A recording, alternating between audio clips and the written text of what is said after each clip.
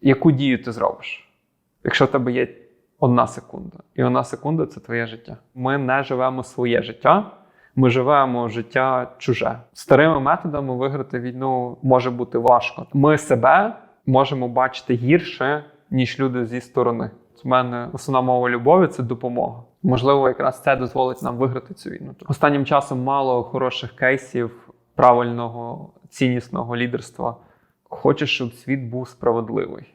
Привіт, хочу вас познайомити з своїм другом Тарасом Яворським.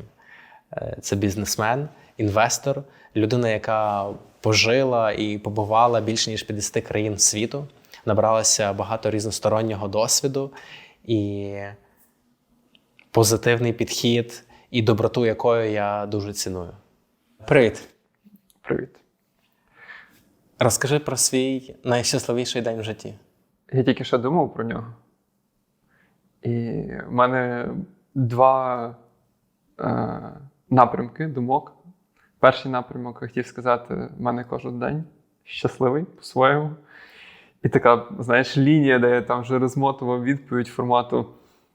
Я живу класне життя, мені все подобається. Кожен день наповнений. Звичайно, бувають позитивні дні, негативні дні.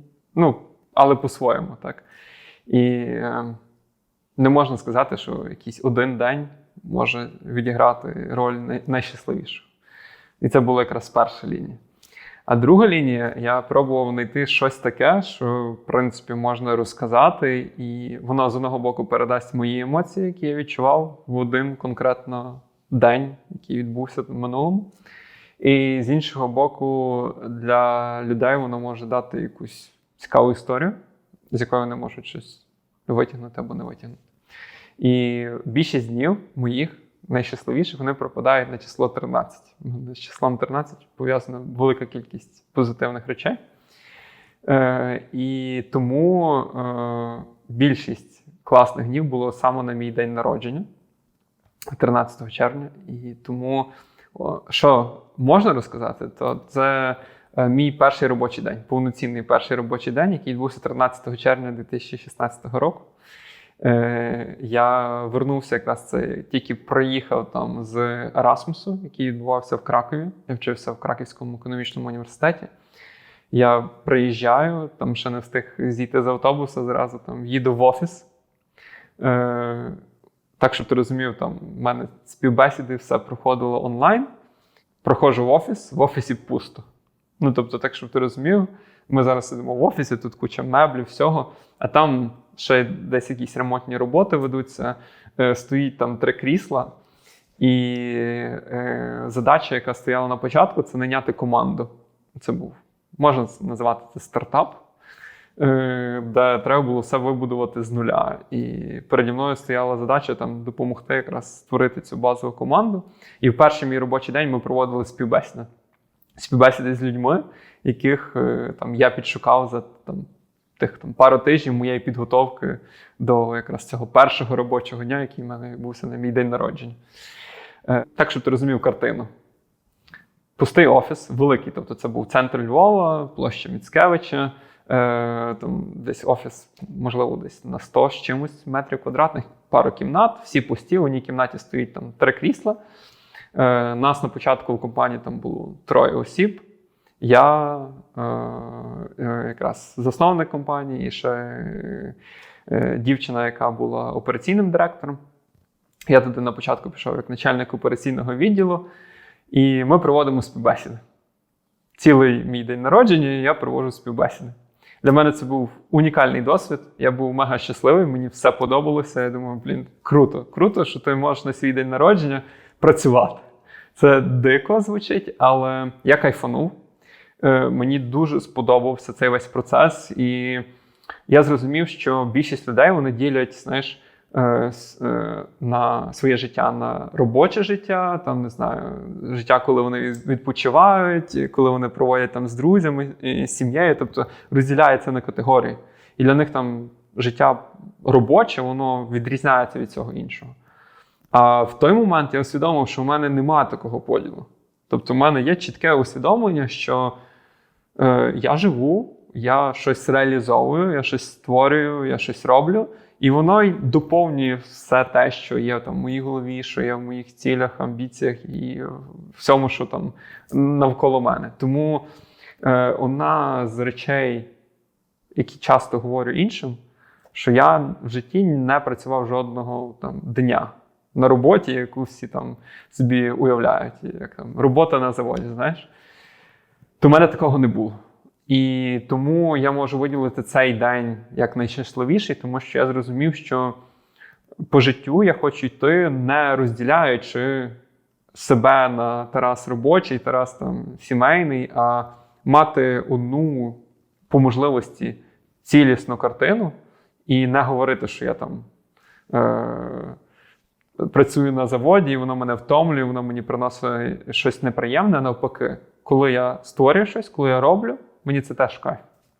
Мені просто це асоціюється саме з цим якимось романтичним підходом до життя. І так звучить, наче що би з тобою не ставалось, в тебе все буде класно, знаєш, все навколо горить, знаєш, як в цих мемах, де песик і взаді все от таке горить приміщення. То чи були в тебе якісь труднощі, які, от, не знаю, ставили під сумнів, чи взагалі, от що тобі давалося важко в цьому житті без розділення на Тарас робочий і Тарас просто?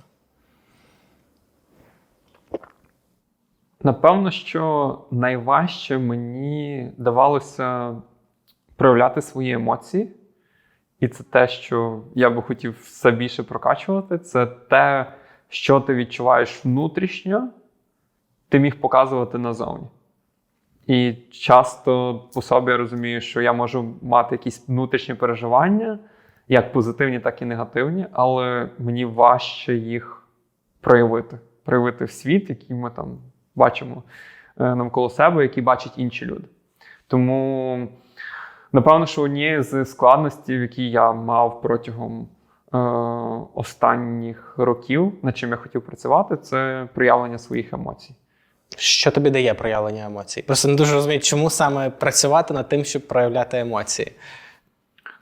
Напевно, через те, що через наше виховання, через якісь суспільні норми, якісь такі речі, які нам постійно вкапують, там школа, університет, все-все-все, нас ще раніше вчили там тримайтеся певних рамок, та? Будьте от такі, і це якесь таке правило, яке не можна порушувати. Але воно призводить до того, що ми не живемо своє життя, ми живемо життя чуже, та? Життя, яке нам нав'язало щось. Суспільство, там, не знаю, родичі, друзі, ще хтось. І тому, як на мене, коли ти вчишся проявляти свої емоції, коли ти вчишся проявляти себе, тоді ти все більше будеш жити своє життя. Щоб не підпадати під якісь чужі паттерни, ти просто слухаєш себе і... Коли ти можеш проявляти себе, коли в тебе є от ти внутрішній, і ти, називаємо, реальний, якого бачать інші, і коли ти оці дві реальності зближаєш, то тобі жити може ставати все легше і легше і легше. Коли вони розходяться, то складність появляється. Бо ти маєш якісь внутрішні переживання, внутрішні погляди на світ, і є якась реальність, де ти мусиш бути іншим. І коли воно дуже далеко не від одного, тобі може бути складно. Тобі приходиться, там, напевно, носити різні маски. Та? Ти приходиш додому і ти втомлений можеш бути через те, що ти, знаєш, виходиш з своєї квартири, будинку, ти попадаєш в суспільство, і ти розумієш, що тобі треба притримуватися цього образу, а вдома ти зовсім інший. Тому, як на мене, це з одного боку тренд зараз є такий, що люди все більше заглиблюються в себе, готові працювати там психотерапевтом, досліджувати себе. І це круто. Це призводить до того, що ми в першу чергу цінуємо себе. І це те, що не було раніше. Тобто не було формату, коли ти маєш, знаєш, як в літаку говорять, що спочатку маску надіваєш на себе, потім на дитину. І багато хто жив в форматі, коли вони надівали маску на всіх, в літаку, а потім думали про себе. То зараз от є вже трошки видозміна, і люди думають в першу чергу про себе, а вже потім про інших. І це, напевно, що правильний підхід, коли ти думаєш, як тобі має бути комфортно, що ти хочеш робити, що ти не хочеш робити, а вже потім переходити до того, як своїм, не знаю, друзям, родичам зробити теж комфортніше, приємніше. Але не завжди ти теж можеш допомогти. Знаєш, ти можеш прийти зі всіма інструментами, сказати, от тримайте, все буде класно, і воно не допоможе, тому що теж більшість навіть людей, вони не вміють приймати допомогу і не вміють чути. Тобто є ще це питання, наскільки ми вміємо чути інших. Часто, коли ти приходиш, не знаю, я прийду до тебе, скажу: Вальдемар, дивись, тобі треба зробити це і це, і в тебе може покращитися життя. А в кінці кінців воно приведеться до того, що ти скажеш: слухай, Тарас, типу, нафіга ти лізеш в моє життя? Моє життя – це моє, мені не потрібні твої поради, я знаю краще, я знаю, що мені робити, і я буду вирішувати сам. Тобто ти можеш це сприйняти з якоюсь агресією, ти можеш заперечити це, тобто у тебе може появитися це бажання заперечити те, що я тобі говорю, хоча насправді було б прикольно, якби ти міг це пропустити через себе в якійсь мірі, зрозуміти там, окей, може він десь має толк, може десь воно не відповідає реальності, але це проаналізувати, витягнути з того якісь собі кусочки, які тобі можуть бути цінні, і рухатися далі. Тобі легко чути, не знаю, критику, поради від інших людей? Як на мене, всім некомфортно чути критику, але чи я б хотів чути критику в свою сторону? Скоріше так. Тобто, якщо б там всі люди, яких я знаю, написали мені там повідомлення: Тарас, от, типу, не знаю, мені подобається, тому що завжди треба говорити як позитивні речі, так і негативні. І написали там мені повідомлення: от, мені подобається в тобі це, але оці речі мені в тобі не подобаються. Це було б круто. Це було б круто, тому що ти можеш це якось опроцесувати. І, знаєш, як штучний інтелект вчиться на тому, що він опроцесовує дані, так само і ми, як люди, повинні опроцесовувати дані для того, щоб ставати кращими. І погляд зі сторони, він зазвичай є частіший, тому що він не такий зацікавлений, бо ми на себе дивимося все-таки зацікавленим поглядом. Я тільки сьогодні це проговорював, що ми себе можемо бачити гірше, ніж люди зі сторони. Єдине, що тобі треба, знаєш, не очікувати, що ти там візьмеш якогось Петра, і Петро тобі скаже: слухай, Вальдемар, ти такий, мені там тобі подобається це не подобається, і ти візьмеш це як правду. Напевно, що це буде неправильний підхід. Тобто тобі треба зібрати достатньо велику вибірку людей, які тебе знають на різних рівнях. І теж є таке, що ти можеш бути одним там в межах сім'ї, одним з друзями, інший в відносинах там з коханою людиною, ти будеш різним.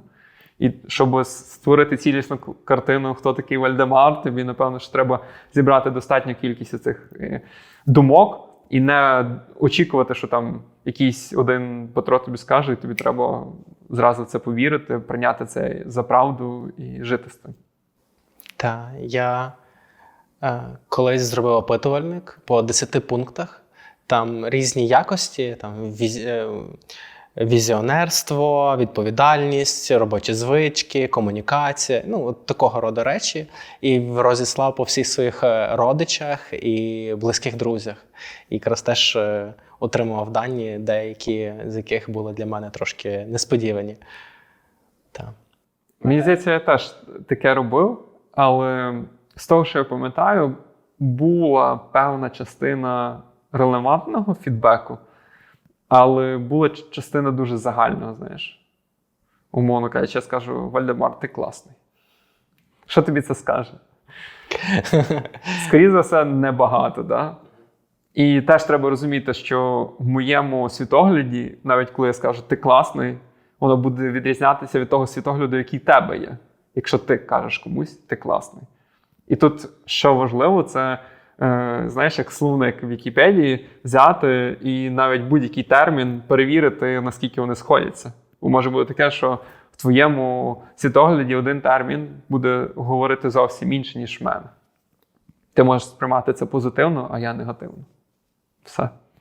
Вертаючись до емоцій, якраз вчора я говорив про те, що проявляти емоції і бути чесним – це розкіш. І там багато хто, працюючи, не знаю, в корпорації, не дуже може собі дозволити бути там чесним, проявляти свої емоції і взагалі бути таким дуже відкритим. Чи ти з цим погоджуєшся? Треба добре зрозуміти, який в тебе був образ. Так? І якщо ти вже відома особистість, якщо стосовно тебе вже склалися якісь умовиводи, які працюють за тебе, то ясно діло, що коли ти почнеш проявляти ці емоції і це буде видно суспільству, це може бути негативно. Але часто, то, що я чую від інших, що коли ти починаєш проявляти свої емоції, коли ти є більш собою, люди це навпаки більше цінують і приймають, і більше хочуть з тобою спілкуватися, хочуть з тобою, не знаю, підтримувати контакт, тому що навіть якщо в тебе є якісь негативні проявлення, все рівно, можливо, для іншої людини ці негативні проявлення будуть ближчі, ніж якщо ти будеш фейкові хороші показувати. Угу. І я це чую від різних людей стосовно там їхніх якихось відносин. Та? Що там, коли людина сказала, що я от така, мені навпаки це зімпонувало. Навіть якщо ця риса може базово видаватися не найкращою. Так? Тому приймати свої як позитивні сторони, так і негативні, напевно, що дуже потрібно. Не завжди негативні риси, які ми думаємо, вони справді мають цей негативний характер. Мені цікаво, які взагалі принципи ти для себе сформував в житті. Можливо, в тебе були якісь випадки, які навчили тебе, що оце, наприклад, для мене дуже важливо. Оце для мене цінність. Тобто, взагалі, які, мабуть, в тебе ставались, не знаю, життєві ситуації, які тебе навчили чогось, і чого тебе навчили, які ти маєш принципи? У мене є одне відчуття, яке йде зі мною завжди поруч. І я поки що не усвідомив, наскільки воно хороше чи погане. Це якраз повертаючись до того, що ми вже проговорили. Я хочу, щоб світ був справедливий. Так? Хоча насправді він не є справедливий. Те, про що я часто думаю, це те, що внутрішньо в мене є бажання до справедливості на різних рівнях. Те, що я бачу, це є тотальна несправедливість практично в всіх сферах. Від чогось малого до найбільшого. І оцей баланс між тим, коли ти сам прагнеш до справедливості і паралельно з тим ти бачиш велику несправедливість навколо, для мене зараз є одним з ключових таких задачок, які я пробую вирішити. Тому що справедливість – це, напевно, що одна з таких основних речей, які завжди десь мною керують, які впливають на моє життя. Якщо говорити про речі, які я осягнув за роки і те, що я собі викарбував для себе, це не причиняти біль іншим. Тобто не наносити шкоду. Це, як на мене, дуже теж гармонійна річ, бо часто люди люблять завдавати навіть не без певного рівня осознаності, так, біль іншим. І це негативно сприяє на оцю всю енергосистему людську. Напевно, для мене ще дуже важливо це проявляти себе, коли ти пробуєш в різних сферах, в основному це робоча, звичайна сфера, але проявляти себе, коли ти маєш бажання допомагати іншим. Тобто от в мене основна мова любові – це допомога. І напевно, що основна цінність, яку я можу нести в маси – це допомога іншим. Мене це можна сказати, наповнює енергією, коли я допомагаю, коли я можу допомагати. І так само я почав помічати, що коли мою допомогу не приймаю, так як я це хотів бачити, вона мене може заводити навіть негатив. Цікаво, але все рівно. Це такий елемент спостереження над собою. Також з речей, які б я ще виділив, це бажання до розвитку соціуму. У мене одна з речей, про які я замислююсь, це які можна робити соціальні інновації, щоб суспільство отримувало з цього користь. І ми, як, не знаю, можливо, екосистема або як людство в цілому, рухалося до чогось світлого. Тобто я, напевно, що себе відношу більше до світлої сторони планети, і от хочеться нести позитивні, світлі речі в суспільство, в соціум, наскільки це можливо. Соціум. Страшно. Я коли чую це слово, я завжди дивуюся, тому що кожна людина по окремості, вона на якомусь, не знаю, називаємо це рівень нормальний. Але коли ці люди збираються в кучу, то чомусь вся ця маса починає поводитися якось на рівні нижче. Я от читав Макіавеллі, і в мене пройшло таке відчуття, що кожного разу, коли збирається якась організація велика, типу держава, то те, як мислить ця держава, це такий дикий, хижий звір.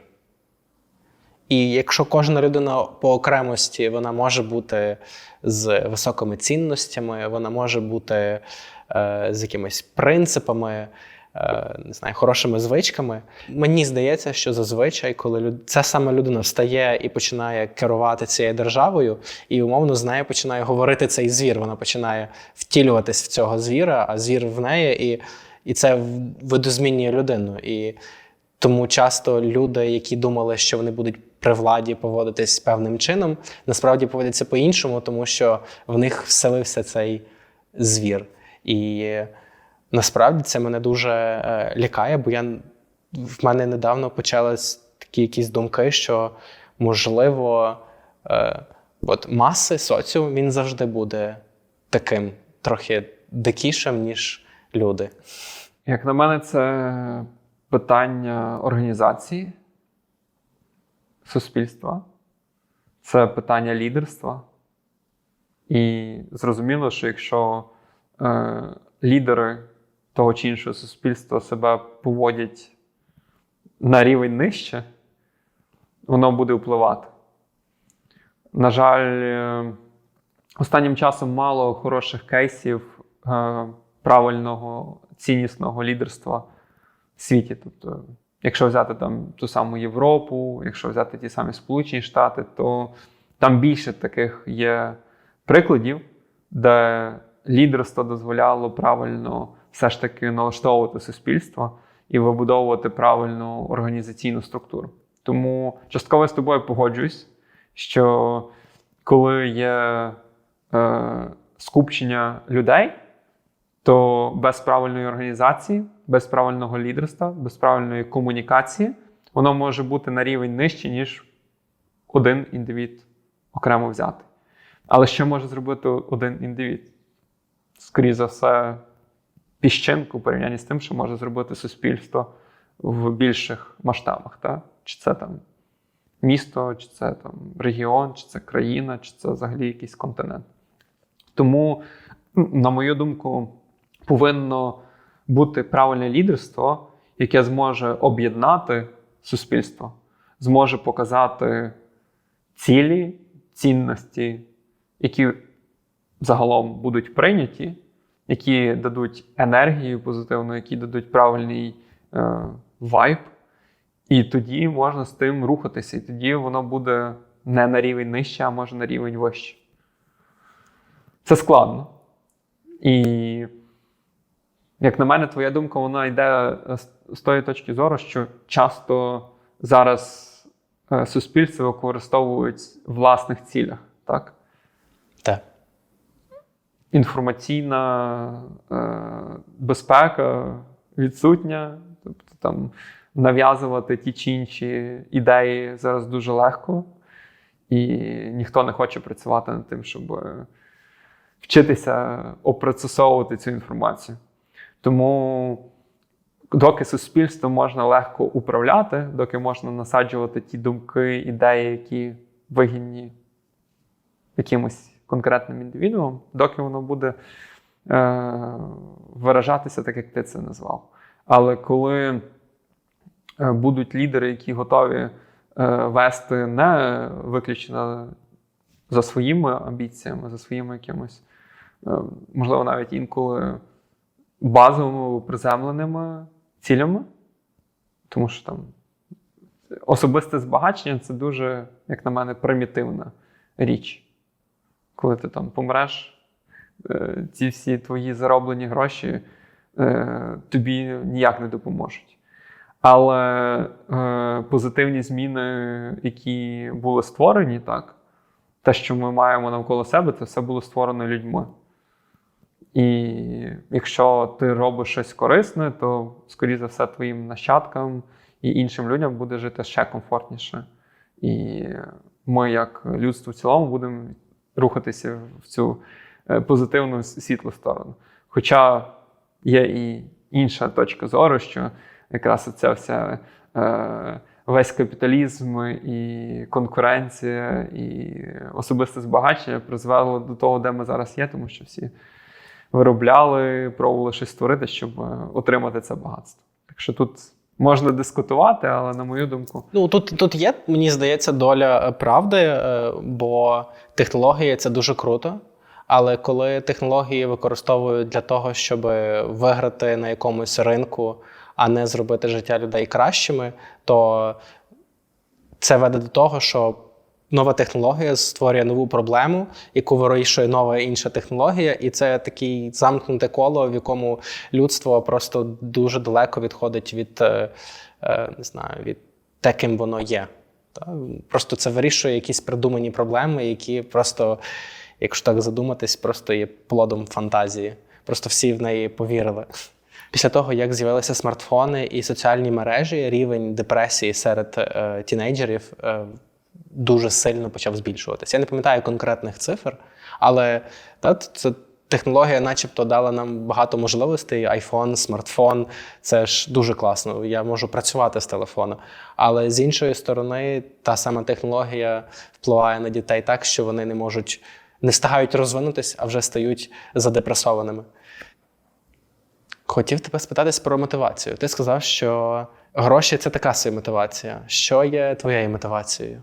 На даний момент це якраз потенційні зміни, які продукти або сервіси, які я можу створити або допомогти створити, будуть нести в суспільство. У мене була одна така дискусія, яку я люблю повторювати стосовно нашого життя, що якщо дивитися на всю історію людства, то конкретне життя конкретної людини – це секунда. Так? Там, в історії, де мільйони, мільярди – це 100 років – це ніщо. І від нас залежить, як ми цю секунду проживемо. Тобто, уяви собі, що за цю секунду ти маєш зробити якусь певну дію, так? Якийсь поштовх вперед. Яку дію ти зробиш? Якщо в тебе є 1 секунда, і 1 секунда – це твоє життя. Що ти будеш робити? І це якраз є моєю мотивацією. Мотивація в тому, що я не знаю, коли я помру. Можливо, це буде завтра, можливо, за рік, за 10, за 20, може за 100. Може будуть такі, там, не знаю, лікарства чи препарати, які дозволять нам прожити значно більше років, ніж зараз живуть люди. Ми цього не знаємо.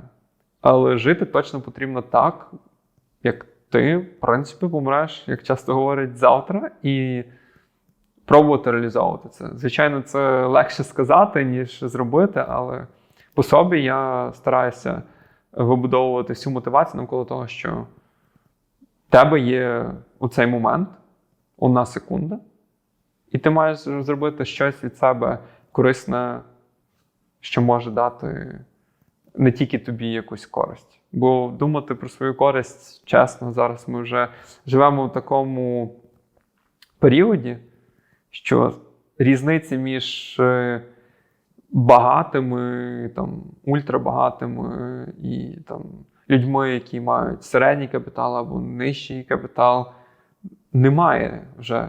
Та? Тобто раніше ця різниця була суттєва. Це могло проявлятися там, в харчуванні, в проживанні, всьому, в доступі до освіти. Зараз вже такого нема. Тобто, в принципі, чи ти народився в там, сім'ї викладача, чи ти народився в найбагатшій сім'ї, все рівно оцей розріз, він, як на мене, зменшився суттєво. І ти можеш мати доступ до освіти, ти можеш мати доступ до тих самих продуктів, ти можеш мати доступ до тих самих локацій на рівні з іншими людьми. Є, звичайно, винятки, та? Є країни, де бідні економіки, та не будемо брати там Африку і інші якісь такі регіони, але в цілому, якщо, до прикладу, ти народився в Україні, то я не думаю, що є якась суттєва різниця між людиною в Україні, яка народилася в сім'ї там, мільйонера доларового, і дитиною, яка народилася в сім'ї викладача. Так, в Україні безперечно, погоджуюсь. Бо... Чи в якійсь країні Європи? Ну, можливо. Але в мене друг переїхав в Америку, і він каже, ми купуємо органічні продукти. Я питаю, що таке органічні продукти? Він каже, всі ті, що в Україні, але просто в Америці. Бо є органічні продукти, а є звичайні. І органічні продукти в рази 2 майже дорожчі. Воно присутнє, воно буде завжди присутнє, так? Але якщо є змога купити авіабілет з там, Варшави в Барселону за 10 євро, є змога купити той самий білет в бізнес-класі, там, візьмемо, за 600 євро, і є змога полетіти на private jet з групою осіб, де це буде коштувати пару тисяч, а можна взяти свій private jet або ще кращий private jet і полетіти там за 100 тисяч. Можливо, ти будеш летіти в комфортніших умовах, але все рівно ти доберешся з Варшави в Барселону. Ну так, погоджуюся. Якось так. Як батьки вплинули на твій шлях? Взагалі, з чого почався твій шлях? Як ти, де би ти назвав точкою, де ти прийняв якесь рішення, яке сформувало те, яким ти є сьогодні? На диво, це розлучення батьків. Угу. Як на мене, в Україні, це так зроблю, знаєш, один крок вліво, а потім вернуся до цього. Багато є дітей, які виросли на тому, що їхні батьки розлучилися. І на тому сформувався їхній характер. Багато хто зміг якраз чогось добитися або до чогось дійти за рахунок таких трешових ситуацій в дитинстві. Тому у моєму конкретному кейсі, мені здається, що коли мої батьки розвелися, тоді на якомусь такому внутрішньому рівні в мене появилося значно більше енергії, відповідальності, мотивації. В першу чергу за своє життя, так? Тому що коли ти живеш в повноцінній сім'ї, то ти менше спостерігаєш за якимись там речами навколо, маєш цей рівень комфорту, знаєш. Але коли батьки розходяться і ти опиняєшся в ситуації, що там, в моєму конкретному кейсі, в мене мама вчителька початкових класів, я якраз в той момент вчився, я розумів, що, умовно кажучи, якщо я вчусь на платному, то хто буде фінансувати освіту. В мене є ще молодший брат, як моєму молодшому брату буде. Можливо, там, як я можу допомогти, як цей весь організм, який називається сім'я, буде далі функціонувати і розвиватися. Тому, напевно, що один з переломних моментів в моєму житті це був якраз на цьому етапі. Далі наступний переломний момент був, коли я поступив на бакалаврат. Я був першою особою, яка не прийшла на державну форму навчання. Там не хватило якихось, не знаю, 2 бали. І я розумів, що покривати оплати за навчання буде важко. Тому я шукав шляхи, як це можна, в принципі, змінити. Тому в мене була мотивація вести активне життя. Я тоді якраз і в громадську діяльність активно поглинув, і трошки пізніше вступив в політичну партію, бо я розумів, що активний спосіб життя, він тобі приносить багато додаткових бенефітів. Конкретно в цьому випадку, якщо взяти там те саме громадське життя, студентське активне життя, то я розумів, що виключно, якщо я буду вчитися навіть на всі 5, то ймовірність того, що мене переведуть на державне, достатньо мала. І тобі завжди треба мати якісь додаткові заслуги, знаєш, що ти можеш сказати, от моє резюме, от за оце, я є в пріоритеті перед якоюсь іншою особою. Завжди визначай додаткові фактори, так. Я розумів, що чим більше цих додаткових факторів в мене буде, тим ймовірність більше.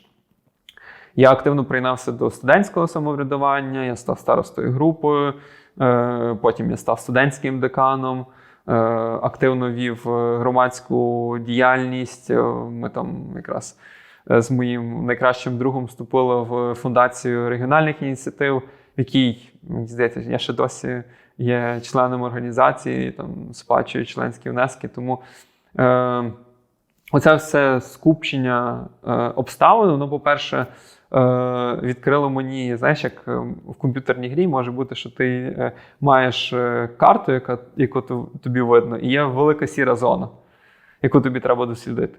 І от це все дозволило мені розширити цю зону бачення, яка в мене є, усвідомити, що є там можливість їздити за кордон, можливість приймати участь в проєктах для молоді, дізнаватися, які є там зони росту, розвитку, бо все-таки те, що я там і раніше говорив, і зараз говорю, недостатньо просто вчитися в університеті. Ти маєш пробувати формувати себе як особистість і там через курси, через там різні мовні школи, якісь додаткові активності. І якраз тоді в мене це було. Я почав їздити на різні Erasmus-проекти по різних країнах. В мене почали формуватися ком'юніті в різних країнах, що, в принципі, потім мені теж допомогло. Бо ти коли там поїхав в одну країну, подивився, як вона функціонує, чи вона відрізняється від твоєї батьківщини, як ти можеш вибудовувати діалог з людьми з тих чи інших країн, то тобі стає легше. І зараз я розумію, що в мене вже є якась цілісна картина світу, і багато, насправді, українців думають, що от ми там центр світу, знаєш, але це формується через те, що вони не бачили інші країни, вони не знають інші проблеми, не бачили якісь челенджі, які є в інших країнах. Тобто зараз запитатися в українця, скажіть, будь ласка, де в світі є війни? Вони скажуть, ну в Україні і все, і більше ніде війн немає, але може там Ізраїль ще згадають, тому що це часто в новинах. Але в світі існує ще багато інших воєн. Їх на різних континентах достатньо. Якісь, може, більш активніші, якісь більш замороженіші. Але коли ти це все не знаєш, то тобою легше і маніпулювати, і тобі легше насаджувати ці думки. Тому коли в мене була ця змога включитися в цю активне життя, громадське, політичне, то я побачив, наскільки це круто, наскільки мені це приємно, наскільки там нетворкінг, подорожі мені імпонують. І за рахунок цього в мене почалося формування мене в тому вигляді, в якому я є зараз. повертаючись до теми батьків, ми так трохи відійшли, то якщо говорити про сторону мами, то це, напевно, що цей трудоголізм, але в хорошому його значенні, так? Ставлення до життя, ставлення до інших. Моя мама дуже добра, тобто, як на мене, оце бути добрим, бути ввічливим, цінувати інших, налагоджувати комунікацію. В тому плані, на мою думку, моя мама змогла це правильно передати мені, так? Бажання вчитися, плюс самостійність, на мою думку, теж така риса, яка в мене пішла за рахунок відносин з мамою. Якщо говорити про відносини з батьком, то я зрозумів те, що життя нас може легко поламати, може легко привести до якогось такого формату, який нам не до кінця підходить, і тоді вже від нас залежить, чи ми це зможемо якось вирулити, наскільки ми зможемо встати, піднятися і рухатись далі, або ми цього не зможемо зробити. І я не можу сказати, що мій батько там поганий чи хороший, але те, як в нього складалося життя, я з того зробив для себе висновки, які дозволяють мені, напевно, що жити більш гармонійне життя. Тобто, я не можу з точністю там передати, наскільки в нього життя склалося складним, бо різні є моменти, так? Він був поліцейським, він був спортсменом, і, можливо, якісь челенджі, які в його житті відбувалися, так, попливали на нього сьогоднішнього. Я можу робити тільки свої власні висновки.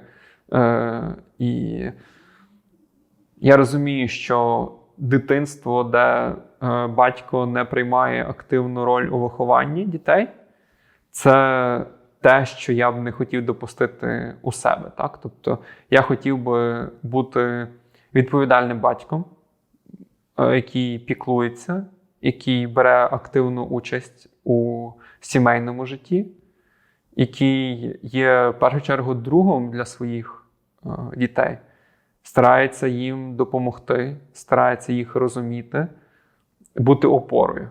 От.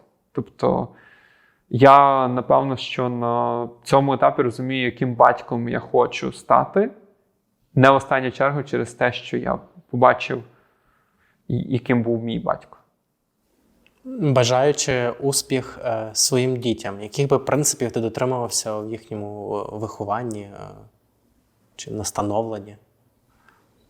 Я точно би хотів, щоб вони мали цю легкість до життя,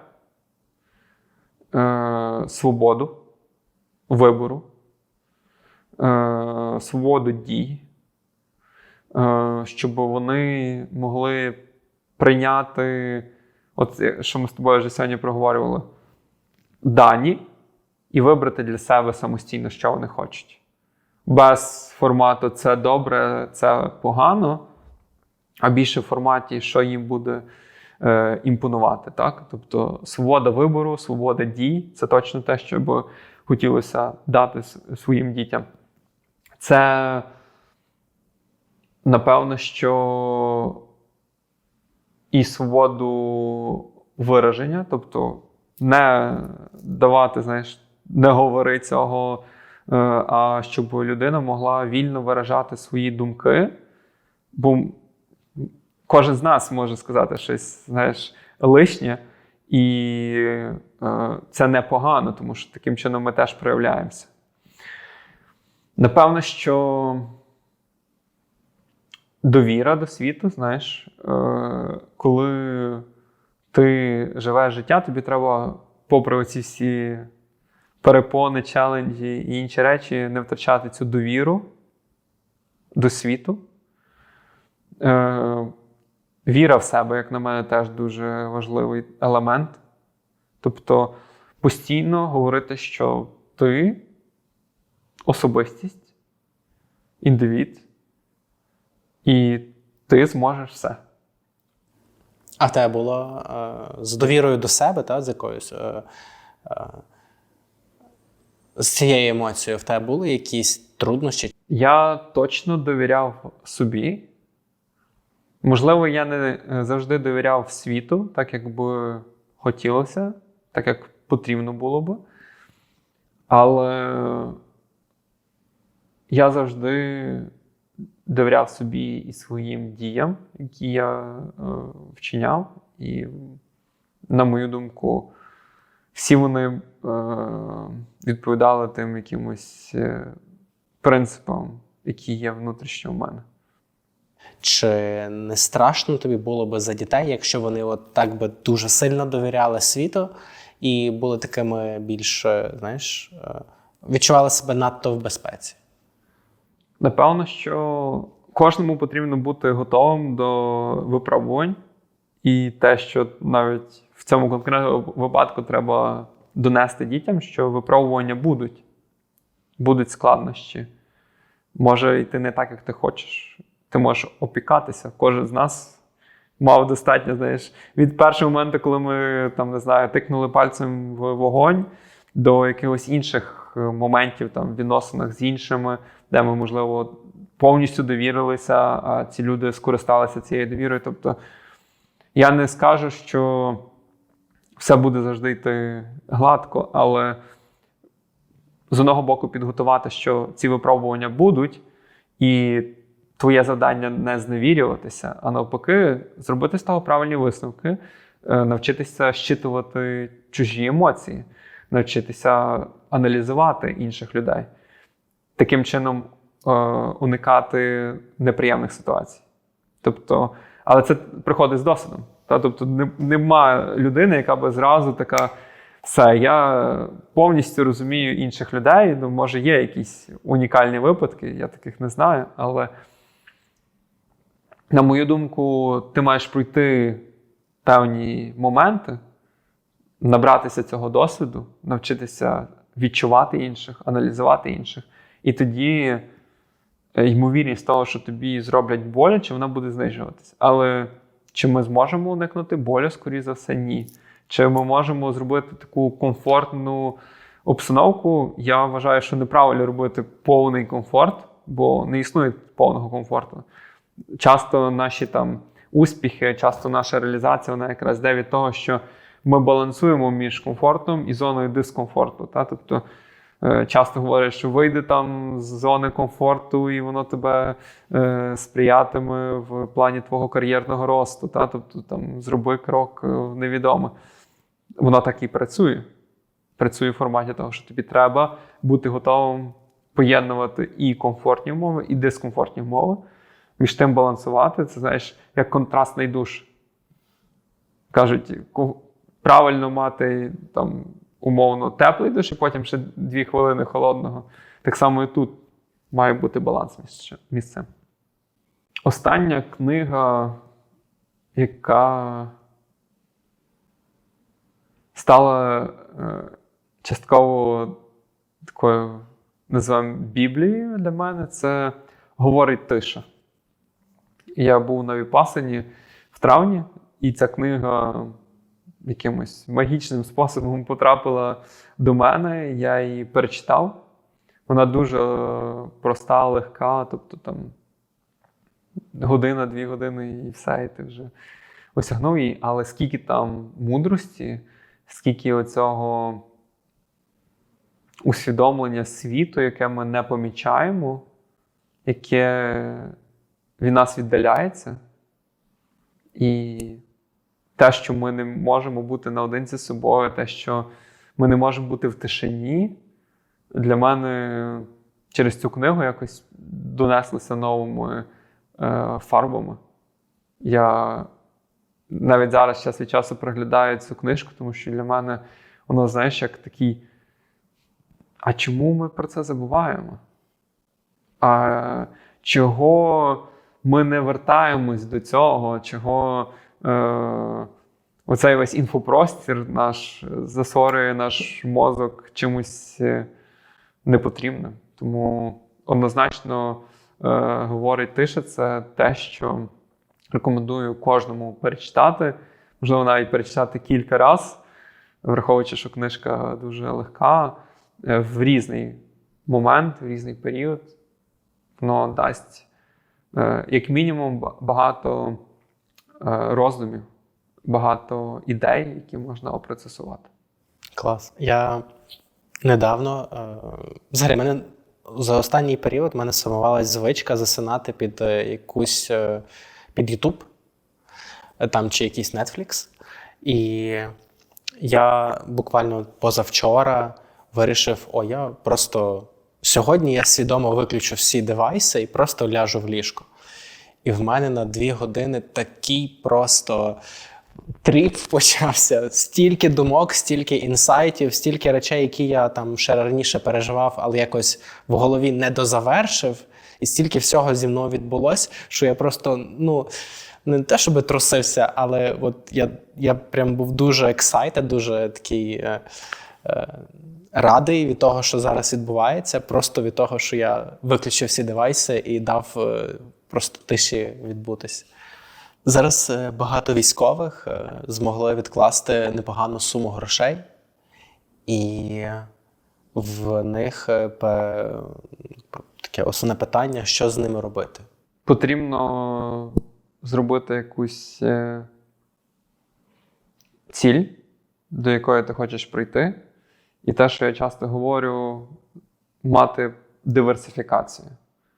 Не інвестувати всі кошти в щось одне, а розділити, назвемо це на 3 зони. Одна зона – це можуть бути якраз інвестиції в нерухомість. І заінвестувати в купівлю житла. По житлу я би сказав, що краще дивитися на об'єкти, які вже збудовані. Часто в Україні буває таке, що або забудовник не добудує, або добудує з великою затримкою, тому набагато краще інвестувати туди, де все ж таки ти розумієш, що це вже здано. Особливо, якщо це твоє перше житло, і ти дивишся це для себе, то краще купити навіть дорожче, але щось вже збудоване, ніж купити дешевше, але потім отримати ризик, що ці гроші згорять. Тоді другим елементом, напевно, переглянути, які є додаткові інструменти для того, щоб інвестувати ці кошти. Так? Тобто можна інвестувати в акції, але, напевно, що найкраще це почати з індексів. Не інвестувати кошти в якусь конкретну компанію, бо ті самі приклади в WeWork показали, що може бути велика міжнародна компанія, а потім вона обвалиться і буде коштувати копійки. Не можна вірити, що ти завтра купиш акції Google, а Google не розвалиться через пару місяців. Ми цього не знаємо. Тому краще інвестувати в індекси, які той самий S&P 500, це 500 найбільших компаній. Якщо, умовно кажучи, ця компанія перейшла на позицію 502, вона просто вилетіла з індексу і зайшла нова компанія. Можуть бути кризи, звичайно, індекс може впасти, але все рівно це буде 500 найбільших компаній. І ти маєш більшу безпеку. Тут треба теж прийняти ризик втрати грошей. Тобто більшість інвесторів, особливо в Україні, це немає різниці, це військовий чи не військовий. Вони думають, що втратити гроші не те, що неможливо, але це не про мене. Я до цього не готовий, але прийняти, що ти можеш втратити гроші, це, напевно, що одна з ключових речей, які потрібно зробити будь-якій людині, яка почала інвестувати. Тому другий елемент – це вибір інших активів. Це можуть бути індекси, як я тільки що сказав. Часто зараз в Україні люди вибирають інвестування в криптоактиви. З активами цифровими, типу біткоін, ефір, теж треба дуже добре розібратися. Бо багато людей купують такі, залітаємо в цей токен.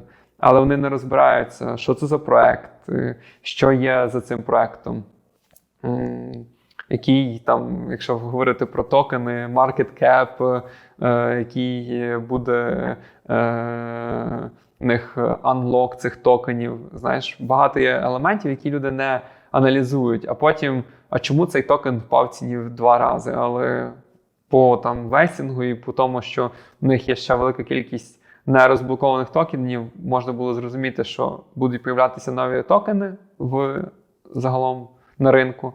Вони будуть, скоріш за все, продаватися, ціна буде падати. Тому теж треба добре проаналізувати ці активи. І візьмемо, що ми беремо такий збалансований портфель, ми купуємо квартиру, ми купуємо індекси, і якщо ми беремо якісь цифрові активи, ми починаємо інвестувати з таких твердих, наскільки це можливо, цифрових активів, типу там біткоїна, ефіра, а вже потім переходимо на якісь більш ризикованіші активи. Також не використовувати якісь додаткові інструменти, типу ф'ючерси, бо це вже говорить про те, що, скоріше за все, людина втратить гроші. Та? На ф'ючерсах заробляють одиниці, 90, там, не знаю, скільки відсотків втрачають на ф'ючерсах. З нерухомістю. Якщо у нас є більша сума коштів, то диверсифіковувати, там, не знаю, купувати в різних точках, в різних містах, можливо, навіть в різних країнах. Теж на це можна подивитись. Тобто, не знаю, там, я готовий купити одну нерухомість у Львові, іншу, можливо, я хочу купити десь за кордоном, і це теж нормально. Так? Тобто, диверсифікація, вона допомагає в критичний момент не втратити все. Ну і, напевно, що ще одна додаткова ідея – це шукати інструменти. Інструменти, все ж таки, які є корисними. Тобто в Україні є класні зараз опції кредитування, де ти можеш взяти те саме житло в розстрочку. Можливо, не треба інвестувати зразу всю суму в купівлю нерухомості, можливо, взяти розстрочку, якщо це вигідно, і купити якісь інші активи. Але не бігти теж з чимось таким, що ти не знаєш, але ти думаєш, що ти це зробиш і на тому заробиш велику кількість грошей. Там може бути, знаєш, ідея, привеземо машину з США, зремонтуємо, тут по ринку вона дорожча, продамо і все буде класно. Але часто чую кейси про те, що подібні історії закінчуються тим, що ремонт і все може вийти в ту саму ціну, що купити машину просто з ринку. І оці всі ідеї, які можуть прийти в твою голову, потрібно добре проаналізувати. Багато хто думає про відкриття якогось маленького бізнесу. Відкриємо там кафешку, салон краси, ще щось наподобі того, без експертизи, без розуміння. І навіть відомі там ресторатори, вони можуть мати там 10 кафе чи там 5 кафе, відкрити шосте буде неуспішне, бо може бути не та локація, може не бути не той формат. Нема такого, що навіть успішні люди будуть відкривати щось нове, і в них це буде теж успішне через те, що 5 інших там ресторанів були успішними. Що дає гарантію тобі, який там не мав цього досвіду, що воно буде успішним. Тому тут треба добре зважувати ці ризики. Як на мене, починати з чогось більш твердого, а потім переходити на більш ризикованіші історії. Як, на твою думку, зараз Україна виглядає для інвесторів? Україна рік тому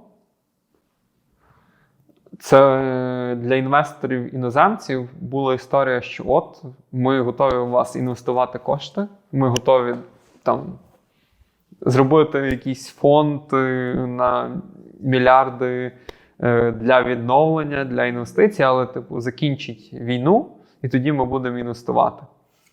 Вже того навіть інтересу, який був ще рік тому, немає. І я знаю людей, які пробували якраз робити ці попередні домовленості, що давайте будемо працювати над тим, щоб там, як тільки закінчуються воєнні дії, ми будемо розбудовувати економіку. І оця невизначеність, нерозуміння, що буде далі, не дозволяє, а інвестор хоче мати якийсь план, якесь бачення, що там все буде добре, інвестиції будуть зростати, прибутки будуть нарощуватися. Тут цього немає. Так? Тому, на мою думку, доки не буде чогось передбачуваного, що, не знаю, війна йде до завершення. Важко буде очікувати, що сюди будуть йти інвестиції. Але я бачу багато конкурентних переваг, які нам війна дасть. Так? Тобто розвиток мілітарі сектору дозволить нам, і те, що відбувається інновації саме в мілітарі, і всі країни активно почали думати про збільшення бюджету, не те, що навіть почали думати, почали збільшувати бюджети на оборонку, а ми є зараз лідером в тому, щоб ці інновації створювати, щоб ці інновації реалізовувати, випробовувати, тестувати, воно нам може дати велику конкурентну перевагу. Тобто, як на мене, майбутнє економіки, майбутній успіх України, якщо раніше це говорили IT, то зараз це вже переходить в зону мілітарі. Щоб ці всі інновації після того ми можемо адаптовувати, продавати іншим країнам. Так що інвестиції в Україну зараз можна залучати, але можна залучати через мілітарі. Тобто, як на мене, це як мілітарі тех, так створення різних дронів, роботизацій, нових видів зброї, креатив. У нас до цього все зараз сприяє і про це все говорить. На мою думку, більшість українців зараз думає про те, що я можу робити в оборонній сфері, щоб з одного боку допомогти Україні виграти цю війну, з іншого боку, щоб зреалізувати свої бажання, зреалізувати свої амбіції, зробити чесно гроші, так? І це можна зробити якраз через мілітарі. Там придумай новий тип зброї, або придумай технологічний стартап, який дозволяє покращити оборонну здатність країни. Ти зразу отримуєш замовлення з боку Міністерства оборони України, далі ти можеш це імплементовувати на всі інші ринки по світу, тому що тут ти можеш це випробувати якомога швидше, адаптувати і потім переводити це на наших союзників, на всі країни Європи, на США, на Канаду, на інші країни. Тому інвестиції, вони все ж таки будуть зараз йти дуже близько з мілітарі, з тим, що відбувається.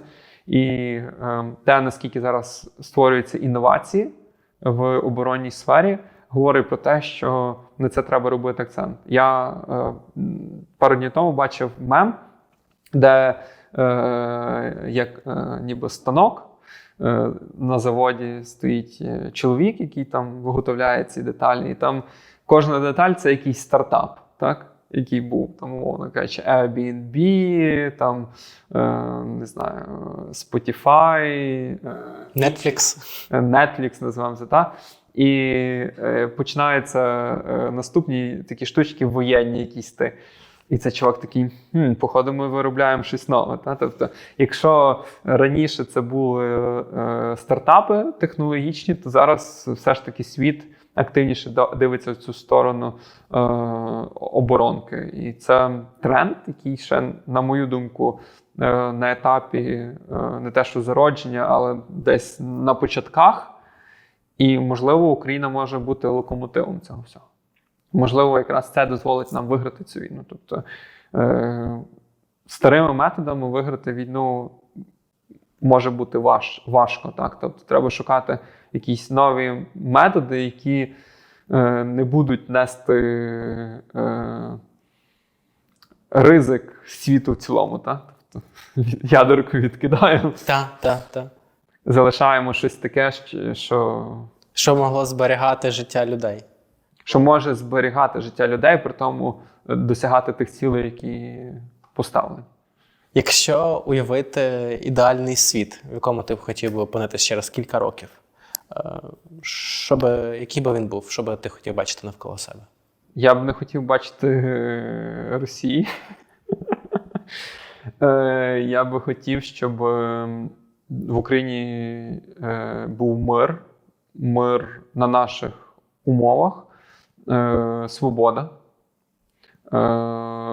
демократія навколо нас. Тобто ми зберегли нашу національну свідомість, ми будували Україну там, нашої мрії. Ми могли реалізовувати свої там амбіції, цілі, бажання.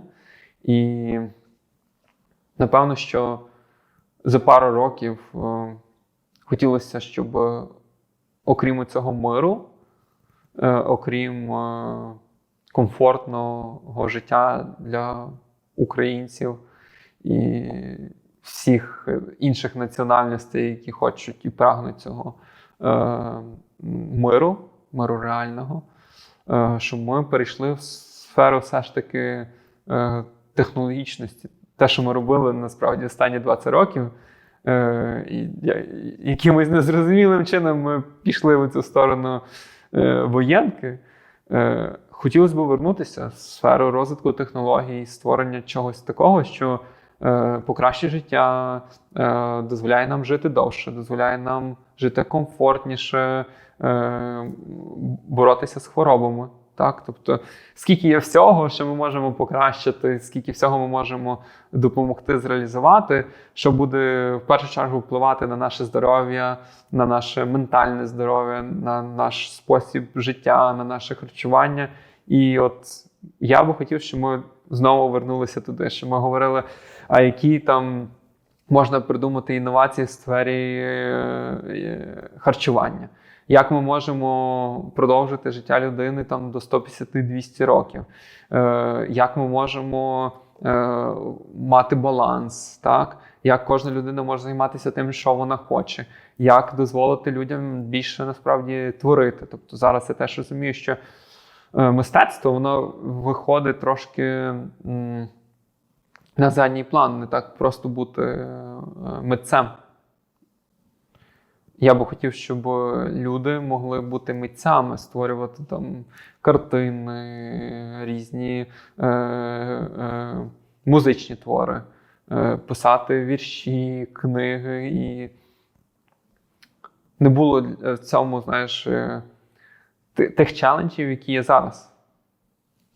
Можливо, ми прийдемо, не знаю, чи за кілька років, але я надіюся, що буде момент, коли на планеті буде функціонувати система при мінімальному рівні доходів для кожної особи. Тобто, мовно кажучи, незалежності від того, чи ти працюєш, чи не працюєш, ти отримуєш там своїх, назвемо це, 1000 євро в місяць, $1000, там, не знаю, 40 тисяч гривень, і ти вже вирішуєш, що тобі робити, так?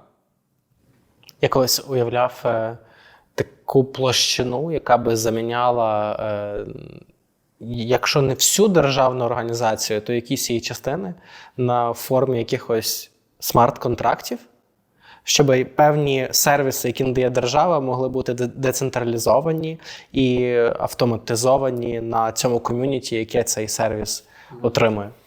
Однозначно, я би хотів бачити, щоб ці принципи Web3, DAO, вони мали вираження і на державному рівні. Можливо, за пару років появляться нові якісь алгоритми, нові системи, які дозволять це краще зреалізувати на більших організаціях, більших інституціях. Зараз особисто я задаю собі ціллю, а як адаптувати це. Да? Тобто є певні речі, які все ж таки недосконалі, особливо там в сфері децентралізованих там, прийняттів рішень. І, можливо, за наступні роки появляться нові ідеї, нові інновації, які дозволять потім це імплементовувати на рівні держави. І, можливо, через якісь смарт-контракти адаптовувати ті чи інші рішення. Клас. Дякую. Дякую за розмову. Дякую.